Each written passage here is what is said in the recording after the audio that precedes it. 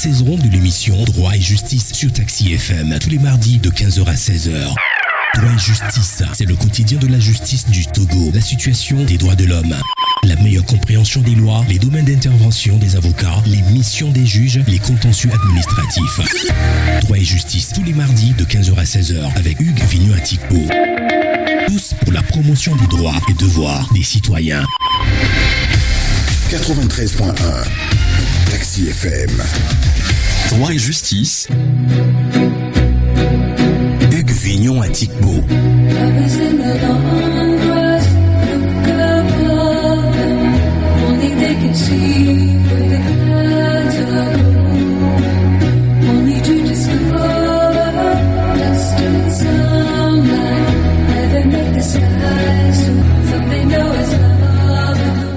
Bonjour, bienvenue dans l'émission Droit et Justice sur Taxi FM, l'émission qui fait la promotion des droits de l'homme et qui revient sur les principes fondamentaux des droits à la faveur donc de la rentrée médiatique. L'émission Droit et Justice est de retour tous les mardis de 15h à 16h.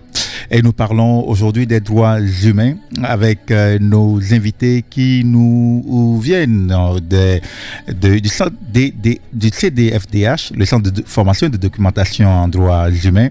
Aujourd'hui, nous parlerons de ce qu'il faut savoir des droits humains, ce qu'il faut savoir justement. Et les droits humains sont des principes fondamentaux reconnu universellement, garantissant la dignité, l'égalité et la liberté de chaque individu. Ce protocole de questions vise à explorer les bases des droits humains en mettant en lumière leur définition, leur origine, ainsi que les mécanismes et instruments qui permettent donc leur protection. Et à travers cette émission, nous passons au crible le rôle des États et des citoyens dans la promotion et la défense des droits humains, ainsi que les principaux défis actuels dans ce domaine, ce qui nous permettra donc d'avoir une vision plus ou moins globale et accessible donc de ces droits humains et de leur importance pour les sociétés modernes.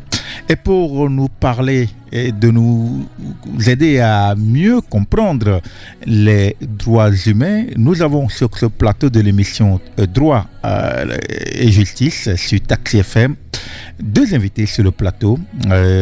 Merveille Dissé, elle est juriste en droit des affaires et fiscalité, on va dire défenseuse des droits humains. Merveille Dissé, bonsoir. Bonsoir, monsieur Hugues. Merci d'avoir accepté notre invitation. Je vous en prie, tout le plaisir est pour moi. Et voilà, vous êtes assisté de Corno Saïdou. Et lui, il est communicateur des organisations et artiste slammer, orateur, coach et formateur en art oratoire et écrit littéraire. Corno Saïdou, bonjour. Bonjour. Merci d'avoir accepté notre invitation. Ce fait un plaisir. Voilà. Avec nos invités, nous allons donc éplucher cette thématique des droits humains et nous allons donc vous permettre d'avoir une meilleure compréhension de ces droits, des mécanismes et les instruments qui permettent donc des protections et permettent donc aux citoyens également d'avoir une vue, on va dire, globale de la promotion et de la défense des droits humains avec nos invités.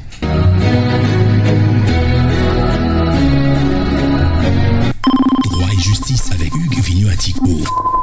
Encore une fois, bienvenue dans cette émission Droit et Justice avec nos invités Merveille Dissé et Corno Saïdou. Alors ma première question à Merveille Dissé, pour nous permettre donc de nous aider à avoir une meilleure compréhension donc de ce terme qui est grand, qui englobe plusieurs aspects. Qu'est-ce qu'on entend par les droits humains? Merci, monsieur Hugues. Une fois encore, merci de l'invitation. Plaisir partagé. Oui, alors, qu'est-ce que les droits humains? Les droits humains, c'est tout simplement l'ensemble des libertés fondamentales et les protections auxquelles tout individu peut prétendre, sans distinction de nationalité, de race, de sexe, d'origine ethnique, de religion ou d'autres statuts. En gros, ce sont des droits inhérents à chaque être humain, du seul fait qu'ils sont des humains.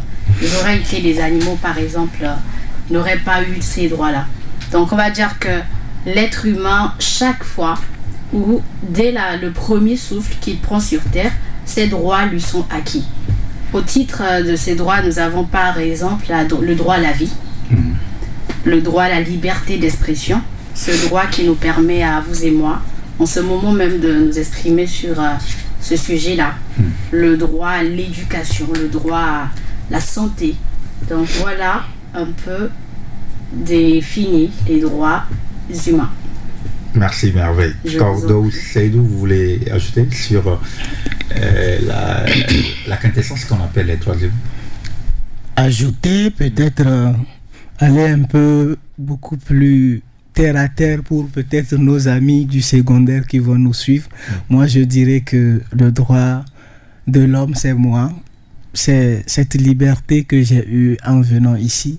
C'est peut-être ce droit aussi que j'ai eu à pouvoir manger aujourd'hui, à pouvoir me soigner, à pouvoir faire ce que j'ai envie de faire. C'est cette liberté de choix peut-être de ma carrière scolaire ou encore de ma carrière professionnelle que j'ai. Quand bien même, selon les réalités de nos communautés, il y a certainement des activités qu'on ne peut pas embrasser parce qu'on est ci, on est ça. Mais avec cette déclaration universelle des droits de l'homme, j'ai ce droit de choisir, de faire ce que je veux faire. Donc, en clair, c'est ce que je pouvais ajouter. Voilà, merci beaucoup. On retient que les droits humains ils sont inhérents à l'être humain et nous confèrent donc plusieurs droits, comme le droit à la vie, le droit à la liberté d'expression, le droit à l'alimentation, le droit à la santé et bien d'autres. Alors, Merveille disait, quels sont les principes fondamentaux des droits humains qu'on peut énumérer? Merci beaucoup. Les droits humains revêtent au total, je pense, au moins 4 caractéristiques. Je vais les énumérer. Allez-y. Les droits humains sont universels, indivisibles, interdépendants, inaliénables et surtout imprescriptibles. Alors, je vais les prendre un à un. Quand on parle de l'universalité des droits humains, à quoi est-ce que ça fait référence? Eh bien, ça veut simplement dire que les droits humains s'appliquent à tous les individus sans distinction de nationalité, de sexe, de religion, d'origine sociale ou de tout autre critère. En fait, cette universalité, on la retrouve dans la Déclaration universelle des droits de l'homme de 1948 et c'est l'un des principes directeurs du droit international. Si on prend par exemple le droit à l'éducation, c'est un droit universel. Que vous soyez en France, au Togo ou en Inde, chaque individu, peu importe son statut économique ou social, a le droit d'accéder à une éducation de qualité. Et nous avons des organisations telles que l'UNESCO qui travaillent pour garantir que ce droit soit respecté partout, même dans les zones de conflit ou les régions économiquement défavorisées. Ensuite, parlons de l'indivisibilité des droits humains. Ça veut simplement dire que les droits civils et politiques, par exemple, sont respectables au même titre que les droits civils, économiques, sociaux et culturels. Ça voudra dire que le droit à la santé, par exemple, est tout autant important que le droit à la liberté d'expression. Si on prend par exemple une personne qui est en mauvaise santé, cette personne n'aura pas la possibilité de participer activement à la politique de son pays, la participation à la politique étant aussi un droit. De même, la liberté d'expression, il serait difficile pour cette personne de dénoncer les manquements à sa santé de droit. Pour dire en fait que ce sont des droits tout autant importants les uns que les autres. On ne va pas privilégier l'un au détriment de l'autre, mais ils sont tout autant importants parce que voilà, c'est ensemble qu'ils permettent à l'individu d'être qui il est, de pouvoir bénéficier de ce droit à la dignité, à l'égalité que les textes sont censés lui garantir. Venons maintenant à l'interdépendance des droits humains. Ça Ça voudra dire que l'exercice d'un droit dépend de l'exercice des autres droits. En fait, les droits humains forment un ensemble cohérent où chaque droit renforce les autres. La violation d'un droit, ainsi, peut entraîner la violation de plusieurs autres droits. Si nous prenons par exemple le droit à la liberté de réunion, d'association, qui est un droit civil, il est étroitement lié au droit à la liberté d'expression.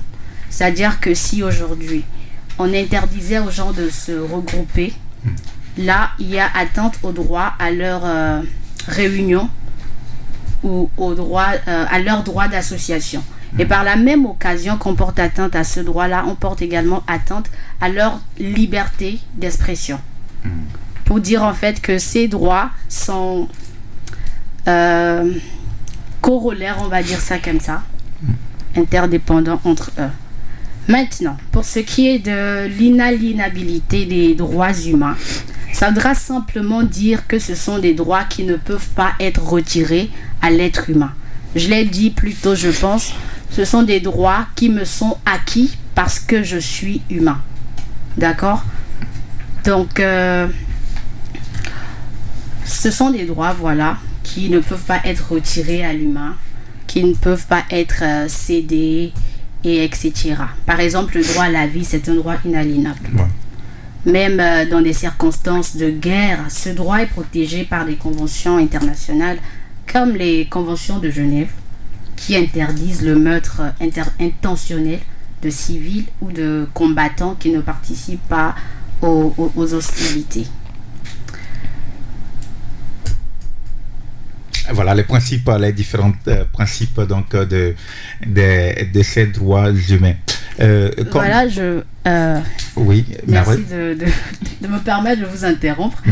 Il reste un dernier caractéristique qui n'est autre que l'imprescriptibilité des droits humains. Ça voudra dire en fait que ce ne sont pas des droits qui s'éteignent avec l'usage du temps. C'est-à-dire que si aujourd'hui, par exemple, il y a eu une violation d'un de ces droits-là, 100 ans après, par exemple, ce droit pourra faire objet de poursuite parce que justement, il ne s'éteint pas par le temps. Donc, c'est de là que ces droits sont imprescriptibles. Et voilà. Ouais. Voilà donc le tout fait sur les principes fondamentaux des droits humains. Alors, Seydou, je crois que ces principes sont contenus dans la Déclaration universelle des droits de l'homme. Et quand on fait le tour de ces différents principes, puisque nous avons parlé, Merveille a quand même fait le tour, elle a parlé donc de l'interdépendant et de l'imprescriptibilité. Elle a même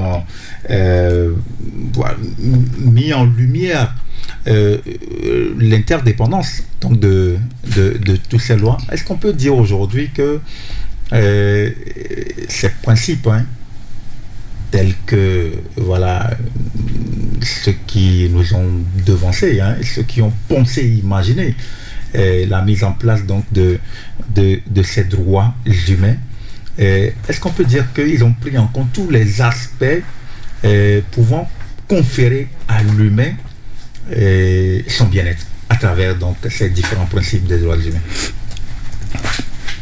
Excusez-moi, je ne suis pas très en forme en termes de santé, mais ça va aller. Voilà. À cette question, je dirais pas tout de suite oui, parce qu'étant être humain, on peut avoir toujours et toujours des manquements, mais il faut quand même retenir qu'ils ont fait l'essentiel de ce qu'il fallait pour que l'être humain puisse vivre dans une société, dans une communauté qui lui est bien destinée ou qui lui est très bien définie à travers ses règles ou sinon ses principes qui sont vraiment bien définis, bien détaillés. Quand nous prenons l'aspect de l'universalité de la chose, ça me permet de jouir des mêmes droits. Et peut-être, s'il faut revenir sur la question du devoir, et aussi peut-être avoir des devoirs vis-à-vis de la société dans laquelle je vis, tout comme le citoyen lambda. Tout à l'heure, j'étais en train de traîner avec un Burkinabé. parce qu'il est en train de demander un truc au Togo ici que les Togolais eux-mêmes aussi demandent. On suit la même logique, on suit les mêmes instructions. Et ça, c'est grâce à quoi? C'est grâce à cet effort fourni, consenti par les intellectuels, juristes de 1948 à nos jours, si je peux limiter périodiquement les choses ainsi. Et c'est ce qui nous a permis d'être ici aujourd'hui. Donc, je ne dirais pas que oui, c'est suffisant. Oui, non. La question, c'était de savoir si c'est le tout. Je ne dirais pas que c'est le tout, mais c'est l'essentiel pour pouvoir vivre dans une société où on jouit de ses droits comme si on était né là-bas. Voilà. Alors, mais pourquoi les droits humains sont-ils universels et indivisibles? Les droits humains sont universels et indivisibles parce qu'à la naissance, s'il faut retourner à la genèse de l'être humain, nous verrons que nous venons au monde de la même manière. Ça part d'un combat, d'un éclair, ou encore, comme le dit une slameuse que j'aime bien, Migyab, ou encore la séduction des ovules de nos mères, avant que tout être humain ne puisse venir au monde. Ça passe par ce chemin-là. Alors, si ça passe comme ça, si vous et moi, nous sommes venus à travers une conception ou encore grâce à une union de deux individus, pourquoi alors, après la naissance, il va falloir mettre maintenant des barrières, des limites entre nous pour dire que puisque lui, il est un clair et que moi, je suis un noir, il jouit de certains droits que moi, je ne peux pas bénéficier. Pourquoi dire que parce qu'il est riche et que moi, je suis pauvre, donc il a peut-être le droit de veto sur moi là où il ne faut pas. Et si les droits ne sont pas universels, sachez, vous et moi, qu'aujourd'hui, les maux des sociétés qui minent, malgré que ces droits sont bien définis, sans l'universalité des choses, ça allait être plus chaotique, plus complexe. Donc, voilà l'une des raisons, pour moi, selon lesquelles il est important que les droits desquels nous jouissons puissent être universels, puissent être uniques.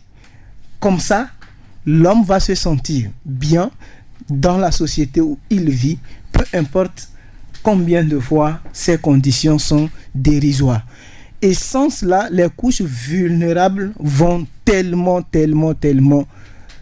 se livrer à beaucoup plus de difficultés que celles qu'on voit au jour d'aujourd'hui.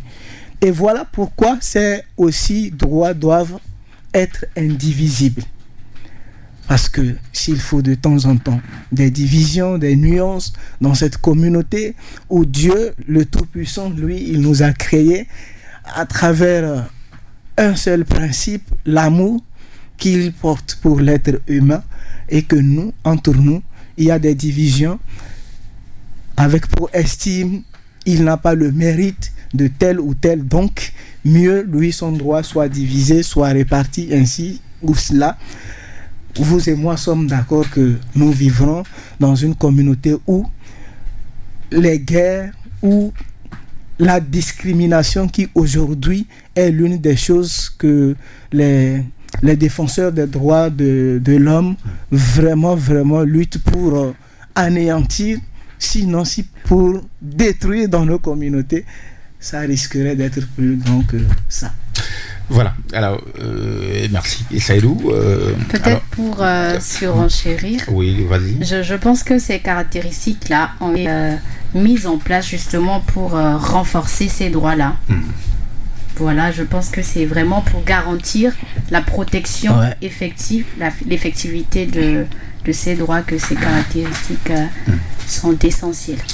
Alors pourquoi alors, Merveille, on va dire, quels sont les instruments internationaux qui protègent alors ces droits humains? Merci beaucoup. Alors, les droits humains sont protégés par une série de traités, conventions, déclarations internationales adoptées par la communauté internationale, notamment la Déclaration universelle des droits de l'homme de 1948. je pense que depuis tout à l'heure, on ne fait que l'évoquer, qui constitue le texte fondateur des droits humains. C'est ce traité-là qui constitue la base de tous ces droits que nous avons au préalable énumérés. Nous avons également les pactes internationaux relatifs aux droits civils et politiques et aux droits économiques, sociaux et culturels adoptés en 1966 par l'Assemblée générale des Nations unies. Et ce pacte-là détaille les droits spécifiés dans la Déclaration universelle des droits de l'homme. Nous avons également les conventions des Nations unies, telles que la Convention sur l'élimination de toutes les formes de discrimination à l'égard des femmes, ainsi que la Convention relative aux droits de l'enfant, qui cible des groupes spécifiques. Il y a également les traités régionaux comme la Charte africaine des droits de l'homme et des peuples, adoptée en 1981. Et cette charte-là établit un cadre de protection des droits humains sur le continent africain. Donc je pense que pour le coup, l'essentiel est dit. Et voilà. Les législateurs, on va dire, ils ont pensé à encadrer la protection de ces droits à travers plusieurs instruments internationaux. Et Seydou, alors, si nous parlons donc de ce traité de 1946 qui est, on va dire, le texte fondateur, on va dire d'ailleurs que c'est la Bible, quels sont alors ces mécanismes de protection de ces droits humains? Ok. Déjà, merci pour la question. Encore une fois, j'aimerais rectifier. C'est pas 1946, mais c'est 1948. 1948, ouais. La Déclaration universelle des droits de l'homme qui nous ont permis effectivement d'en être ici aujourd'hui. Et d'en parler. Et d'en parler bien évidemment. Oui. Maintenant, vous parlez de mécanisme. Moi, tout de suite, en termes de mécanisme, j'aimerais tout d'abord qu'on laisse ces histoires de texte et qu'on soit un peu plus pragmatique en revenant dans nos couloirs de société. Aujourd'hui, le mécanisme de protection des droits humains le plus important pour moi, je le cherche dans ma tête, il se volatilise. Et pourtant, je l'avais. Il reviendra. Toi, tu l'as? Non, il reviendra. Cherche encore. De toutes les façons, j'aimerais en fait, quand on parle des mécanismes de protection des droits humains, qu'on soit en fait dans notre communauté et qu'on essaie de voir autour de nous. Qu'est-ce qui me permet personnellement de pouvoir me protéger? Et loin, on parlera de l'État. Oui. Et lorsqu'on parle de l'État, le souci, c'est que beaucoup de fois, l'État est l'élément là aussi qui viole les droits humains. Beaucoup plus. Et lors des formations, moi personnellement, je ne suis pas juriste, mais on m'a fait comprendre que c'est surtout quand il s'agit de l'État qu'on parle de violation. Sinon, plus loin, on parlera d'abus. Oui. D'accord? Et en dehors de l'État, il y a bien évidemment les organisations privées ou encore étatiques qui sont là. Aujourd'hui, au Togo, nous avons la CNDH. Et je vais peut-être laisser Merveille m'aider. La Commission nationale des droits de l'homme. Oui, justement, oui. La CNDH, c'est un mécanisme qui assure une surveillance et une enquête sur les violations des droits humains. Nous avons également les tribunaux nationaux, qui jouent également un rôle clé dans la défense des droits constitutionnels. Au niveau international, nous avons plusieurs mécanismes également, tels que le Conseil des droits de l'homme des Nations Unies, qui est chargé d'examiner la situation des droits humains dans les États via des examens périodiques universels.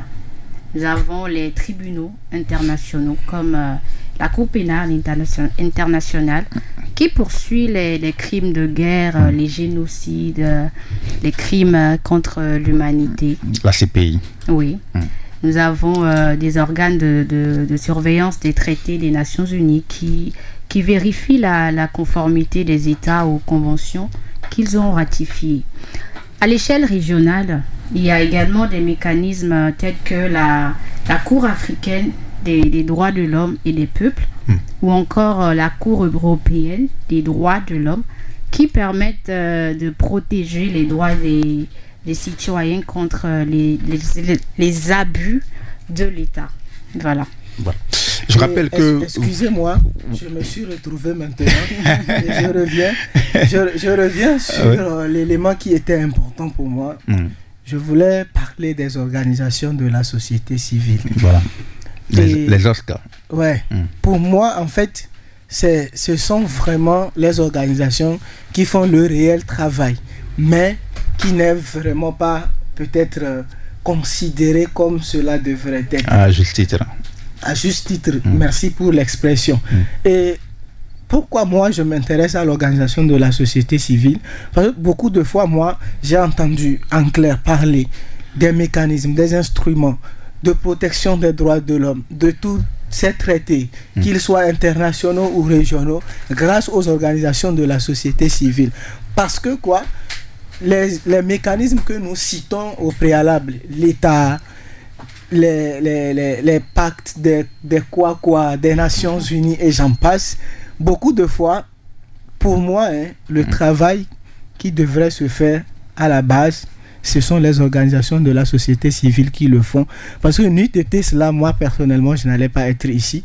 Il a fallu que ces organisations prennent leurs responsabilités en main, en procédant à des sensibilisations, à des formations, pour nous faire comprendre qu'en réalité, dans chaque communauté, il y a ce qu'on appelle droit, dont nous jouissons, et que voilà, il faut que chaque citoyen maintenant apprenne à connaître son droit dans la société où il vit, ce qui lui permettra maintenant de savoir où est-ce qu'il faut aller, où est-ce qu'il ne faut pas aller. Donc pour moi, c'est un mécanisme important à vraiment pas prendre à la légère. Voilà pourquoi j'ai tenu à revenir sur l'aspect. Voilà, le rôle, on va dire, que jouent donc ces organisations de la société civile pour la protection des droits humains. Ces OSC jouent un rôle de premier plan et ils sont même à l'avant-garde de cette protection des droits humains. Alors, Merveille, on a évoqué tout à l'heure quelques instruments, quelques mécanismes, on a parlé de l'État. Je veux qu'on revienne sur ce rôle, le rôle des États dans la protection des droits humains. À quel degré de responsabilité les gouvernants peuvent véritablement agir pour la protection des droits humains? D'accord, merci beaucoup. Déjà, quand on parle de protection des droits humains, ça inclut plusieurs acteurs, dont l'État. Il n'est pas le seul, mais il est le principal acteur, comme vous l'avez suggéré. Donc, l'État, en temps réel, il a la responsabilité de protéger, de promouvoir et de respecter les droits humains. Il doit protéger, par exemple, en mettant en place des tests de loi, vous voyez, des mécanismes qui permettent de sanctionner les attentes qui peuvent avoir lieu déjà dans la société civile entre les citoyens, telle personne a tué, telle personne, etc. L'État a la responsabilité de respecter ces droits-là en mettant en place des institutions et des mécanismes une fois de plus afin de garantir le réel respect de ces droits de l'homme. Et il doit en cela mettre en œuvre les moyens nécessaires ou idoines pour l'effectivité des protections de ces droits humains-là. Donc, c'est en cela que nous disons que l'État a un rôle prépondérant à jouer dans la protection des droits que nous sommes en train d'énumérer depuis tout à l'heure. Voilà. Et si vous me permettez d'aller un peu en détail, elle a parlé des institutions. Je ne vais pas revenir sur la question de l'État à la responsabilité. Là, c'est clair. L'État a cette responsabilité première, s'il faut que je mette une insistance là-dessus, première. Et l'État a d'ailleurs le droit de veto, c'est-à-dire quoi, il a le pouvoir sur tout mécanisme, sur toute institution. Elle a parlé d'institutions. Et j'aimerais, moi, ici, peut-être détailler ça en donnant les types d'institutions que l'État devra instituer pour garantir en fait le respect des droits humains dans notre communauté. Et tout de suite, moi, je vais m'intéresser à des institutions juridiques. Et aujourd'hui, lesquelles Les tribunaux. Et une fois que ces institutions sont instituées, veillez maintenant à ce que nos juristes, sinon bon, si je dis juristes c'est encore plus vaste, non, nos juges ou encore ceux qui sont appelés acquis de droit à faire vraiment respecter la loi juridique dans notre communauté, afin qu'au niveau juridique, chacun puisse jouir pleinement de ses droits, que chacun puisse avoir le droit de procès quand il le faut et ne plus peut-être faire face à des condamnations sans procès, alors que voilà, chacun a le droit normalement de passer ou de procéder à un procès avant de déterminer le sort de tout un chacun en fonction du délit. Plus loin, je parlerai des institutions législatives.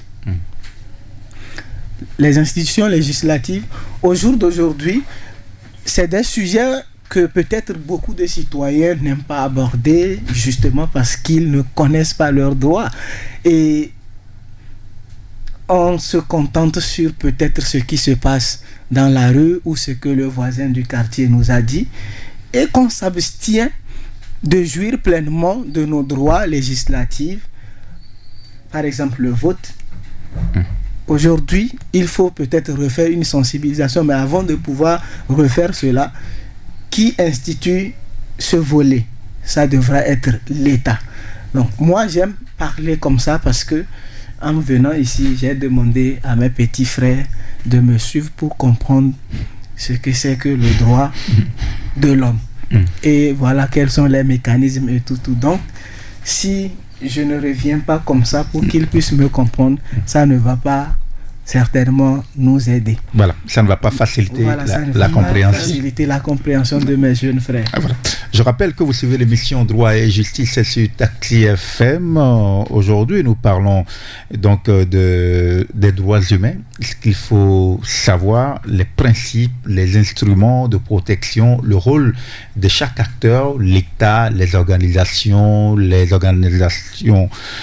la société civile, les jeunes ou même les citoyens, quels sont leurs rôles et responsabilités dans la protection des droits humains. Nos invités, Merveille Dissé, elle est juriste en droit des affaires et fiscalité, défenseur des droits humains, et Corno Seydou, il est communicateur des organisations, artiste, slameur, orateur en art, oratoire et en écrit littéraire.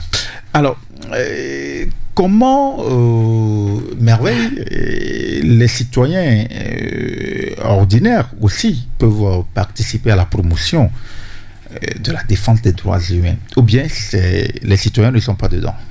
Si, en fait, quand on parle de la question de la protection, c'est tout un arsenal qui sont inclus.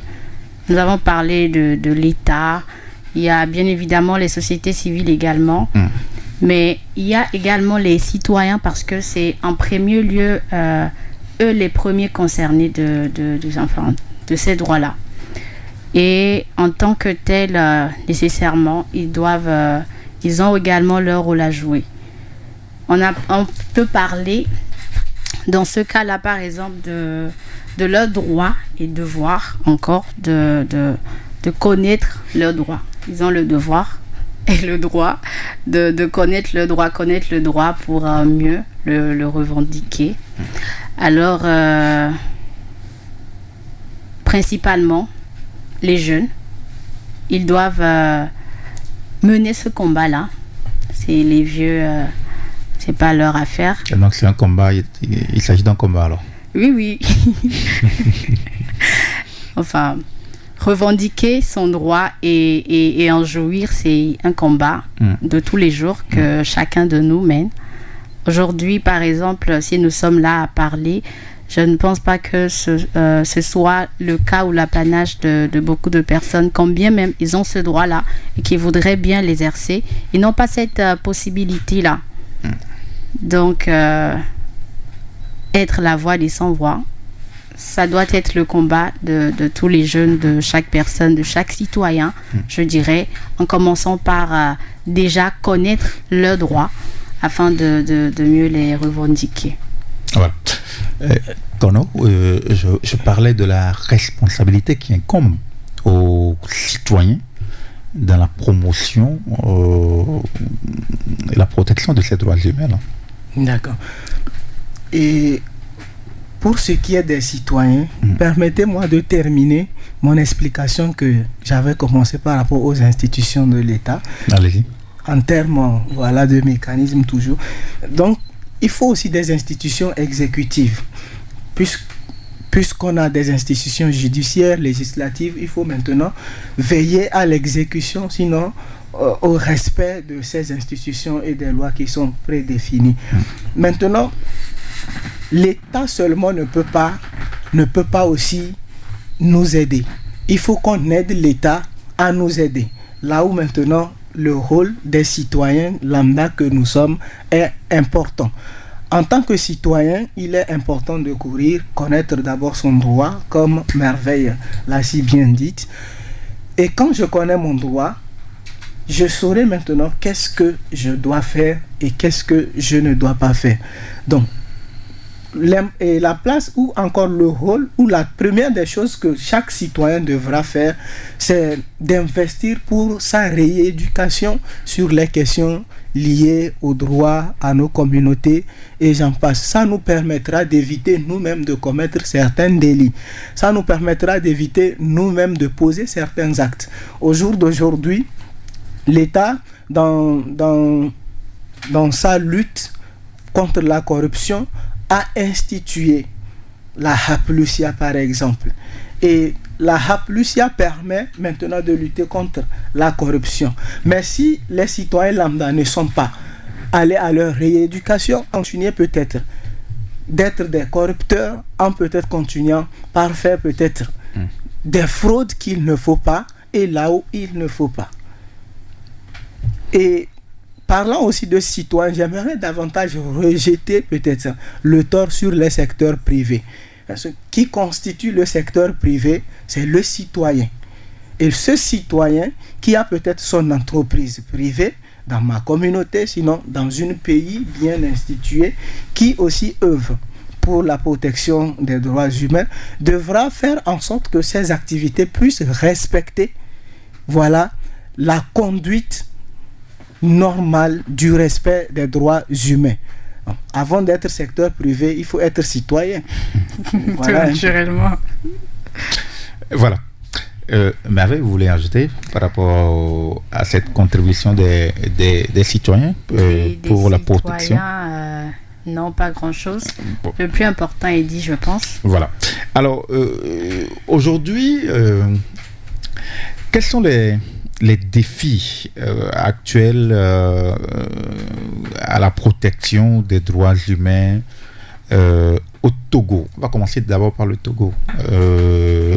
Quels sont les défis actuels à la protection des droits humains dans notre pays? Permettez que je revienne sur la question qu'on vient de passer, celle des acteurs Nous avons parlé de l'État, nous avons parlé des citoyens. Oui. Saïdou a tenté de parler du secteur privé. Des entreprises notamment. Mais nous oublions la société civile. Je pense qu'il en a également parlé plutôt. Oui, voilà. Les ONG, par exemple, les activistes, les médias, ce sont tout un corps qui joue un rôle très important dans la protection des droits humains. Elles servent souvent de relais entre les populations vulnérables et les organes étatiques ou internationaux mis en place pour veiller au respect de ces droits-là. Donc c'est important de les mentionner. Ils font un travail louable. Donc voilà ce que j'avais à dire par rapport à ça. Maintenant, pour ce qui est des défis relatifs à la protection au Togo, ou en Afrique généralement, ils sont nombreux. Nous allons par exemple parler ou évoquer les conflits armés. Les conflits armés qui continuent de provoquer des violations massives quand même, on va le dire, des droits humains avec des millions de personnes déplacées, des victimes civiles. La discrimination, par exemple, les inégalités raciales, sexuelles, économiques et sociales qui ne cessent de persister. Ce sont également des défis importants à relever. Le changement climatique, un phénomène d'actualité à ne pas négliger aussi, qui entraîne quand même d'importantes migrations forcées et qui affecte le droit à un environnement sain. Rappelons le droit à un environnement sain fait partie de ces droits humains protégés par des institutions, la loi. En Afrique, ces défis rejoignent également l'instabilité politique et des conflits ethniques notables quand même qui sapent les institutions étatiques et expose les populations à d'énormes abus. Le sous-développement économique, c'est également un phénomène qui fait ravage et qui est, on doit le dire, pas négligeable, qui limite quand même l'accès aux droits économiques et sociaux des citoyens, comme par exemple l'éducation et la santé. Bon, on peut le dire aussi, au Togo, bien que des progrès aient été réalisés parce qu'il y en a pas mal, des problèmes de gouvernance, de violence politique, des restrictions aux libertés d'expression et de manifestation demeurent quand même des défis majeurs à soulever. Kono, est-ce que vous voulez peut-être embrayer sur ce que Merveille dit en parlant donc d'abord de ces acquis, ces défis? Elle a parlé de façon générale sur ces défis, spécifiquement au Togo. C'est bien, on dit il ne faut pas toujours dormir sur ses acquis, il faut toujours viser l'excellence. Quels sont ces défis-là qui se présentent à nous, aux citoyens togolais, pour cette protection efficiente et efficace des droits humains? D'accord. Et même si vous n'aviez pas précisé le Togo, moi-même, j'allais spécifier. Voilà. Parce que depuis le début de cette émission, vous l'aurez compris que j'aime contextualiser et être dans le monde dans lequel je vis. Voilà. Quand on parle d'ailleurs, bon, c'est ailleurs. Mais chez nous ici, il faut noter vraiment le problème de gouvernance. C'est vraiment un défi majeur, un phénomène contre lequel certainement il faut lutter pour pérenniser la bonne gouvernance dans notre cher pays. Attention à ceux qui me suivent, je ne suis pas en train de dire que c'est la mauvaise gouvernance dont je parle, il est question de l'État, non, mais il est question de tous ceux qui ont les responsabilités à gouverner ou à diriger. À tous les niveaux. Voilà, à tous les niveaux. À tous les niveaux, il faut qu'on retravaille sur notre manière de diriger, sur notre manière à faire respecter ou à protéger les droits humains, que ce soit dans des cadres associatifs, que ce soit dans des cadres étatiques, que ce soit, peu importe, que ce soit dans des familles ou encore au niveau professionnel. En dehors de ça, je parlerai de la restriction des libertés d'expression dont elle a bien entendu évoqué, mais je voudrais moi personnellement revenir là-dessus parce que nous sommes ça fait déjà l'actualité. Ça fait l'actualité, ça fait la une partout où on passe. On se demande si réellement il avait le droit de filmer ça et de mettre sur les réseaux sociaux où il n'en avait pas. On se demande s'il avait le droit vraiment de parler de tel sujet ou pas. On se demande s'il avait maintenant le droit de critiquer ou de ne pas critiquer. Enfin, il faut parler ou il ne faut pas parler. Donc, il y a certains ménages où quand vous arrivez et que vous abordez certains sujets, vous entendez en Kotokoli, ils disent Abouadalache. Ça veut dire Ça tient que moi maintenant, réveillez-vous. C'est-à-dire s'ils arrivaient ici tout à l'heure ou quand ils seront là, nous on n'était pas là quand vous discutiez. Hein.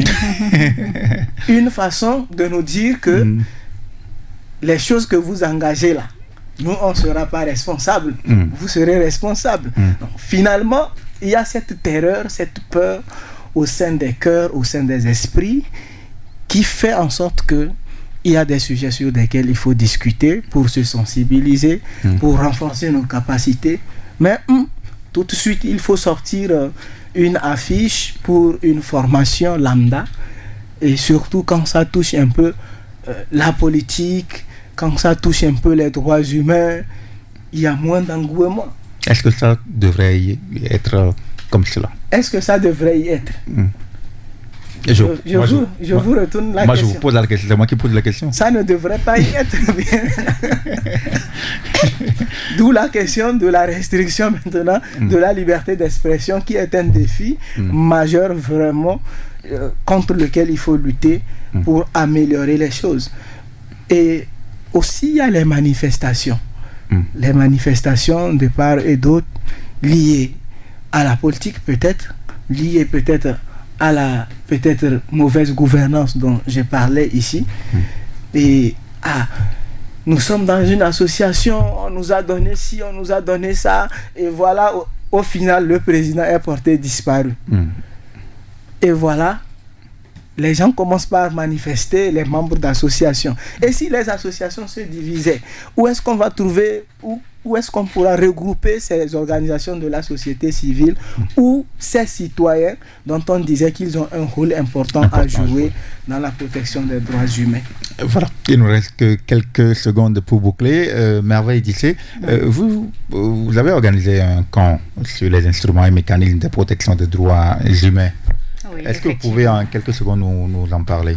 D'accord. Alors, c'était un camp qui s'est déroulé à Togoville, il y a de là quelques semaines, je dirais, qui s'est tenu du 9 au 14 et qui a rassemblé plus d'une vingtaine de jeunes dans un cadre propice afin de renforcer leur engagement en matière de protection des droits humains, de les former surtout sur les mécanismes et les instruments de protection.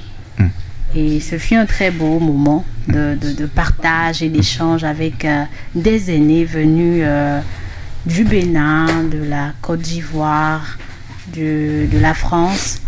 Il y a eu beaucoup d'échanges intéressants et les jeunes étaient très satisfaits, retournés à leur chez soi respectif avec d'énormes engagements en ce sens de protéger, de défendre les droits humains dans leur communauté. Ça a boosté l'engagement des jeunes. Justement. Voilà. Je pense que l'objectif a été atteint. L'objectif a été atteint. Merci Merveille Dissé. Je rappelle que vous êtes juriste en droit des affaires et fiscalité, défenseur des droits humains. Je rappelle que vous êtes au Centre de formation et de documentation des droits humains. Merci beaucoup. Merci d'être passé. Merci à Cordo. Excusez-moi, avant de me remercier, j'étais aussi au même camp et que je dois dire un mot sur le camp.